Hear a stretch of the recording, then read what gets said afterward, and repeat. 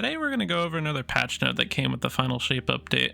It's a very big patch, so I want to go over a few of them and make dedicated videos on ones I haven't seen people going over. Today's is going to be Queenbreakers. Queenbreakers received 3 extra reserve ammunition as well as a 12% buff against bosses, champions, and vehicles. This is a pretty significant buff it got. Bungie has been giving it a lot of love recently, trying to compare it to other linears in the game, so that's exactly what we're going to do in this video.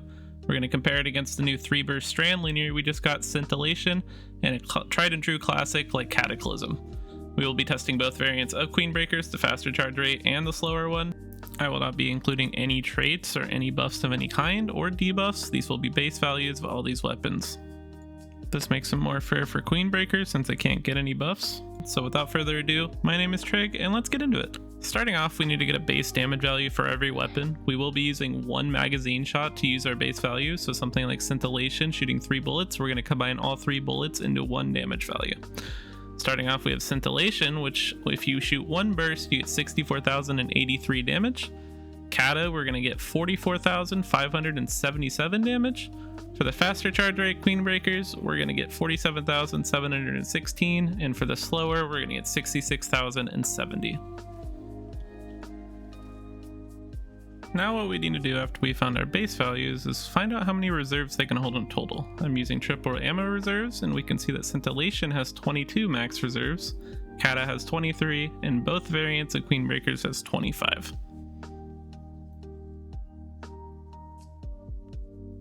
Now we're going to find the total damage these weapons can get with maximum reserves. So Scintillation, we're going to multiply 64,083 by the 22 reserve ammo, and we're going to get 1,409,826. For Cataclysm, we're going to multiply 44,577 by 23 and get a value of 1,025,271.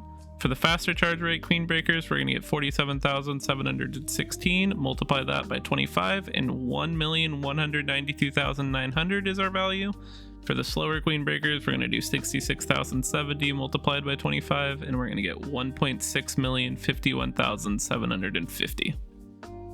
Now, since we figured out the total damage values of all these weapons, I want to figure out a DPS value. This time I decided to go for DPS over the entire reserves instead of, like I did in the truth video, DPS over 10 seconds. I think it'll give it a more justified DPS value this time around since there's charge time to account for as well as reload speed and everything. The clips are going to be a little bit longer, so I'm going to play them all together in full length, so I'll see you in 30 seconds.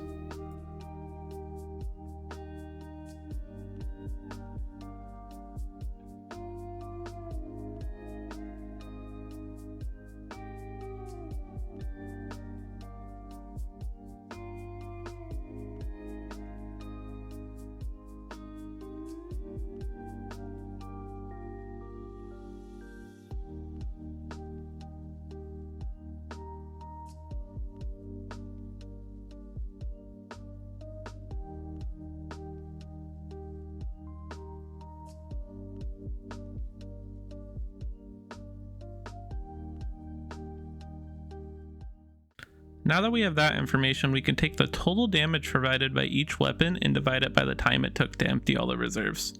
This will give us a representative DPS number that will stand out for each weapon across every mag. For example, Scintillation has a total damage of 1,409,826.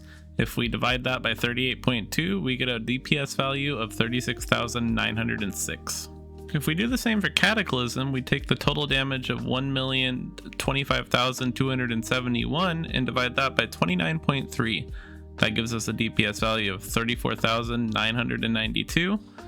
As for the fast charge rate at Queenbreaker, we have a total damage of 1,192,900. If we divide that by 26.7, we get a DPS of 44,678. Last but not least, we have the slower Queenbreaker, which actually surprised me because its total damage is 1,651,750. If we divide that by 35.6 seconds, we get an average DPS of 46,397. Queenbreaker is honestly performing so much better than I thought it was before going into this test. It's doing nearly 25% extra damage over our legendary options DPS wise. That's pretty absurd. Now, the higher charge time one is kind of a little messy because it does take a lot longer to get those shots off, but the DPS value is there and the total damage is there. but if you have a boss that's not a squishy, you should definitely choose the faster option. As for our legendary options, they are a lot better than the stats are showing, strictly because they can get access to traits which weren't included in here. If you take a perk like bait and switch, which both these weapons get, that's an extra 30% damage on every shot these weapons shoot. We also can't forget to take into account that Cataclysm gets 4 times the charm, so you get 2 bullets back for every 4 you shoot into a boss's crit. That's a very substantial increase on our total damage and our DPS values because you don't have to reload as often. Same for Scintillation because it gets rewind rounds, as well as has the origin trait Vice Stinger, which could fully reload your weapon whenever you do damage. Both these weapons have incredible traits that'll push them over these Queenbreakers, as well as freeing up your exotic slots. They're just way better options in my personal opinion, but Queenbreaker is a solid option if you want to take it into GMs for like champions so you can blind them. It has intrinsic unstop because each shot blinds. Queenbreaker still has a lot going for it, but I personally will still take my Scintillation in almost everything every time. Once linears get the buff, you won't see me dropping that thing. But that's about it for this video. Queenbreakers is a solid DPS option, surprisingly now. I might take it into some GMs this season. It's a good idea. And yeah, if you guys enjoyed the video, y'all are wonderful. I appreciate you guys, and I'll see you in the next one.